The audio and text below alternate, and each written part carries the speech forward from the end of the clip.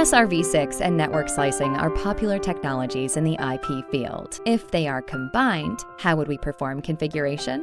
Given that SRv6 supports two modes, namely SRv6BE and SRv6 TE Policy, let's use EVPN L3VPNv4 services as an example to describe how to configure network slicing in SRv6 TE Policy scenarios.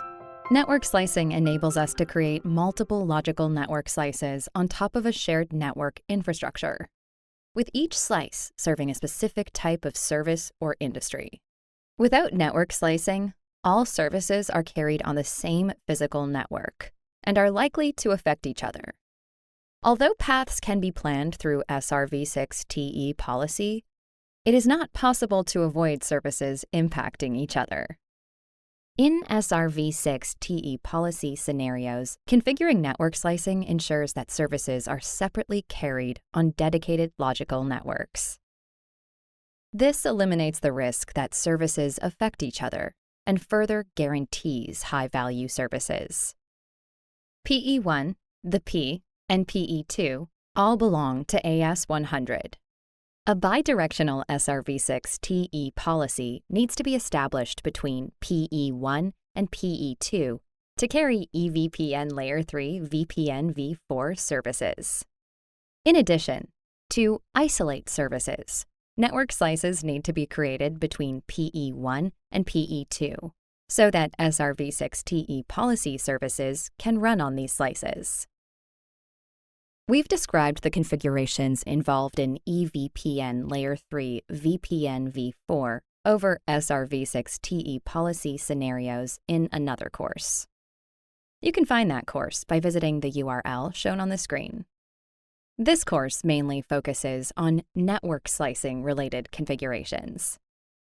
First, let's look at the configuration roadmap and service logic of EVPN L3VPNv4 over SRv6 TE policy network slicing.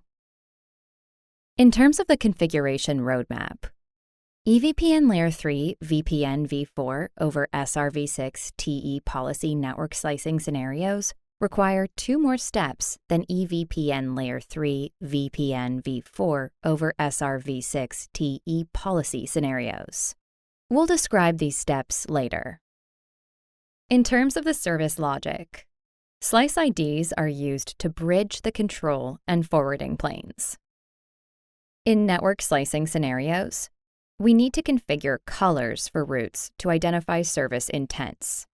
During data encapsulation, the ingress encapsulates both the SRv6 header and the hop-by-hop options header, which is called HBH for short. During data forwarding, a node searches for the outbound interface according to the destination address in the SRv6 header. Next, the node selects the network slice interface with the same slice ID as that in the HBH from the network slice interface group corresponding to the outbound interface. Network slice instances can be created on demand. They are identified using slice IDs. How many network slice instances we need to create depends on service requirements. After creating such instances, you can add descriptions to facilitate maintenance. Next, we need to specify a base interface and create a network slice interface. Base and network slice interfaces can be constructed on the same main interface, or FlexE interfaces in the same group. A base interface has an address prefix configured for route calculation. It can also be used as a network slice interface. In addition to enabling IPv6, we need to configure an IPv6 address for the base interface. We won't discuss related configurations in this course. A network slice interface does not have any address prefix configured, and only the network slice to which the interface belongs needs to be specified. After a base interface is specified for network slicing, traffic diverted to this interface is forwarded through the corresponding network slice interface based on the network slicing requirements. There are mainly two types of network slice interfaces: Flex-E interfaces and channelized sub-interfaces. This example uses Flex-E interfaces. For details about how to create a Flex-E interface, you can visit the URL shown on the screen. The configuration procedure is as follows. First, run the network slice 10 data plane command on a base interface to specify a slice ID for it.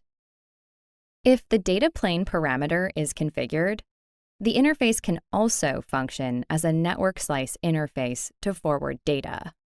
Second, create a Flex-E interface. In network slicing scenarios, we also need to run the IPv6 enable command on the Flex-E interface to enable IPv6, and then run the IPv6 address autolink local command to enable the automatic generation of a link local address for the interface. If we don't run these commands, the IPv6 status of the interface will remain down, and the IPv6 traffic cannot be forwarded. Third, run the basic slice 10 command to associate the Flex-E interface with the base interface. The value of slice ID here must be the same as the slice ID of the base interface. Multiple network slice interfaces that belong to the same base interface form a network slice interface group. When forwarding an SRv6 packet, a device searches the network slice interface group corresponding to the outbound interface for the network slice interface that has the same slice ID as that in the HBH. Finally, run the network slice 20 data plane command to specify a slice ID for the Flex-E interface. This allows the interface to be allocated to the corresponding network slice. Moving on, let's see how to associate an SRv6 TE policy with a network slice. Only one step is involved.